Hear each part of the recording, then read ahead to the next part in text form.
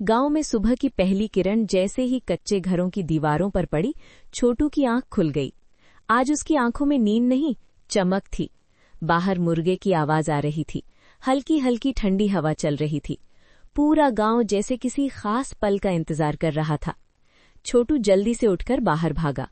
गली में हल्की धुंध थी, सूरज धीरे धीरे आसमान में ऊपर आ रहा था। तभी पीछे से आवाज आई, अरे छोटू! मुन्ना हाथ में अपनी पुरानी धातु की पिचकारी लिए खड़ा था।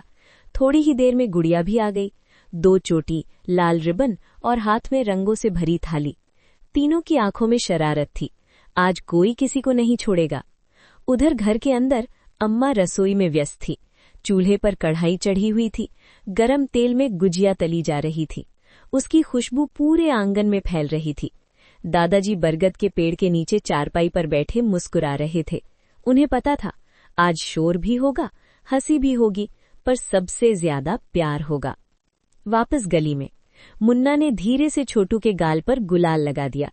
छोटू एक पल के लिए चौंका, फिर उसने पूरी मुट्ठी भर गुलाल मुन्ना पर उड़ा दिया।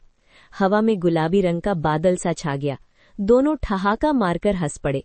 इतने में गुड़िया पीछे से आई और बाल्टी भर पानी दोनों पर उड़ेल दिया। अरे!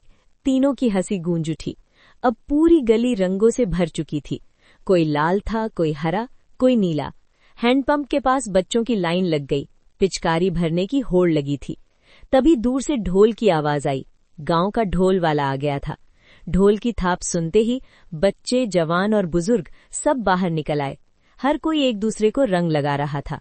कोई भेदभाव नहीं, कोई दूरी नहीं। छोटू ने दादाजी के पैरों में हल्का सा गुलाल लगाया।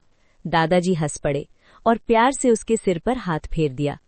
दोपहर तक पूरा गांव पहचान में नहीं आ रहा था। हर चेहरा एक रंगीन कहानी बन चुका था।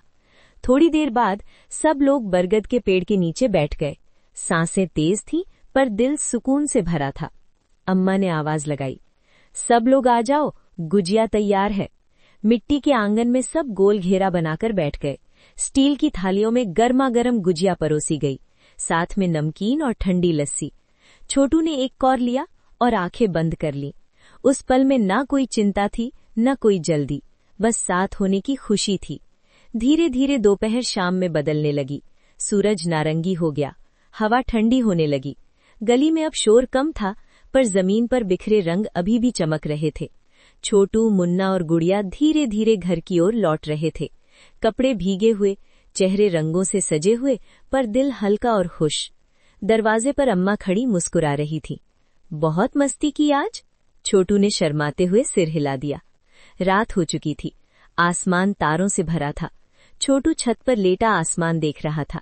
दिन भर की सारी बातें उसके मन में चलचित्र की तरह चल रही थीं। गुलाल के बादल, ढोल की थाप, दोस्तों की हंसी, अम्मा की गुजिया। उसने धीरे से आंखें बंद की।